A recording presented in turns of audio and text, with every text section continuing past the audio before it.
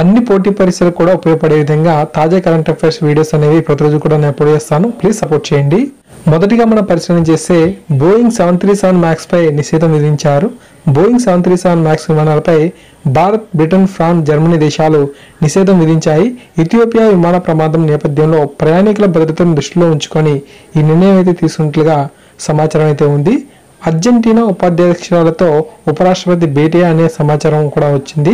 Argentina ఉపాధ్యక్షురాలు Gabriela మిషెట్టితో భారత ఉపరాష్ట్రపతి వెంకయ్యనాయుడు ఢిల్లీలో సమావేశం అయినారు. భారత్, అర్జెంటీనా మధ్య సహకారాన్ని వ్యూహాత్మకంగా భాగస్వామ్యం ద్వారా మరింత ముందుకు తీసుకువెళ్లాలని నిర్ణయించారు. ఓకే, తర్వాత మనకు వరల్డ్ వైడ్ వెబ్ 30 సంవత్సరాలకు సంబంధించిన ఇన్ఫర్మేషన్ అయితే ఉంది. వరల్డ్ వైడ్ వెబ్ కు 30 సంవత్సరాలు అయితే నిండాయి. 1989 మార్చి 12న టిమ్ బెర్నర్స్-లీ దీన్ని కనుగొన్నారు. మానవాళి కోసం వరల్డ్ వైడ్ వెబ్ ను ఉన్నతంగా మార్చాలని పిలుపునిచ్చారు. ఓకే, సో తర్వాత మనం పరిశీలన చేస్తే వరల్డ్ గవర్నమెంట్ సమ్మిట్ అనమాట. 7వ వరల్డ్ గవర్నమెంట్ సమ్మిట్ దుబాయ్లో జరిగింది. ఈ సమ్మిట్ కు 4000 మంది ప్రతినిధులు 140 దేశాల నుండి దేశాధినేతలు హాజరైనారు.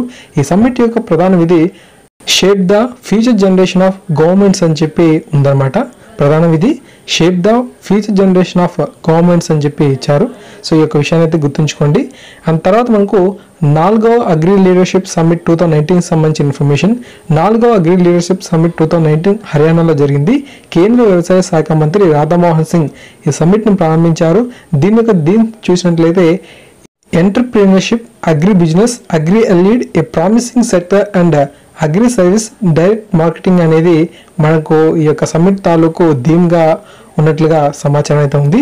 ఓకేనా, so entrepreneurship and agri business, agri allied, a promising sector and agri service direct marketing అని చెప్పి దీని యొక్క ప్రధాన థీమ్. ఓకే, నెక్స్ట్ మనకు 4వ ఇండియా ఏషియన్ ఎక్స్పో సమ్మిట్ కి సంబంధించిన ఇన్ఫర్మేషన్. 4వ ఇండియా ఏషియన్ ఎక్స్పో సమ్మిట్ న్యూఢిల్లీలో జరిగింది. ఈ సమ్మిట్ లో తూర్పు ఈస్ట్ విధానంపై ప్రధానంగా చర్చించడం అయితే జరిగింది. దాని తర్వాత 96 మందికి ఇస్రో పురస్కార ప్రదానం. భారతీయ అంతరిక్ష పరిశోధన సంస్థ ఇస్రో చేపట్టే వివిధ ప్రాజెక్టుల్లో విలువ ఆధారిత సేవ అందించిన 96 మందికి ఇస్రో పురస్కారం అయితే ప్రదానం చేసింది. బెంగళూరులోని అంతరిక్ష భవన్లో ఇస్రో మాజీ అధ్యక్షుడు డాక్టర్ కె కస్తూరి రంగన్, ప్రస్తుత అధ్యక్షుడు డాక్టర్ శివన్ ఈ పురస్కారాలు అయితే ప్రదానం చేసినట్లుగా తాజాగా సమాచారం అయితే ఉంది. ఆ తర్వాత అమరరాజాకు సిఐ పురస్కారం అయితే లభించింది. మానవ వనరుల అభివృద్ధి నిర్వహణలో విశేష ప్రతిభ కనబరిచినందుకు సిఐ నేషనల్ హెచ్ఆర్ ఎక్సలెన్స్ అవార్డును అమరరాజా బ్యాటరీస్ దక్కించుకుంది. 2019 సంవత్సరానికి గాను ఈ పురస్కారాన్ని అయితే అందజేసినట్లుగా మనకు తాజాగా సమాచారం అయితే ఉంది. తర్వాత మిజోరం మొదటి లోకాయుక్త చైర్మన్ లార్సా అని చెప్పి మనకు మరొక సమాచారం. మిజోరం మొదటి లోకాయుక్త చైర్మన్ గా సిలాల్సాట పదవి బాధ్యతలు అయితే చేపట్టారు. ఈ రాష్ట్ర గవర్నర్ జగదీష్ ముఖి ఇతనిచే మనకు ప్రమాణ స్వీకారం చేయించడం జరిగింది. ఓకేనా, తర్వాత మనకు యాక్సిస్ బ్యాంక్ చైర్మన్ గా రాకేష్ అయితే నియమితులయ్యారు. యాక్సిస్ బ్యాంక్ కొత్త చైర్మన్ గా రాకేష్ ముఖీజా నియమితులయ్యారు.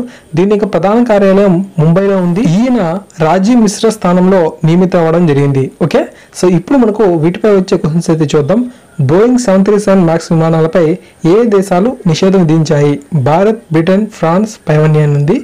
Answer Taiwan. ఓకే, సో మనకు భారత్, బ్రిటన్, ఫ్రాన్స్ కూడా నిషేధం విధించాయి. తర్వాత అర్జెంటీనా ఉపాధ్యక్షురాలు పేరు ఏమిటి? గాబ్రియెలా మిషెట్టి, విశ్వనందరావు, మరియోపియా ఏది కాదు. ఆన్సర్ మనకు ఆప్షన్ ఏ. ఓకే, తర్వాత వరల్డ్ వైడ్ వెబ్ ను కనుగొన్నవారు ఎవరు?